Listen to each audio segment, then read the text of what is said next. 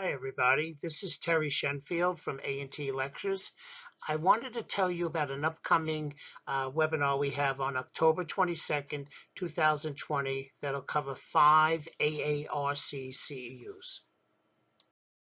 On October 22nd from 4 p.m. to 9 p.m. Eastern Time, we're going to be offering 5 different topics. The focus of this particular webinar is sleep medicine. We have some great topics such as consequences of untreated OSA. We have the clinician's guide to PAP adherence.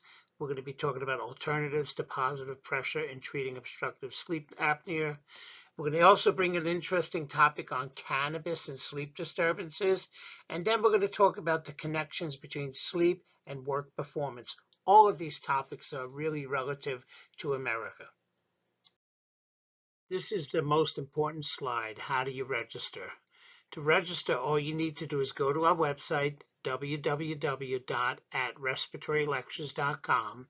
You look under the webinar tab, you look for the date of this webinar, which is October 22nd, and you register. Again, go to our website, www.respiratorylectures.com.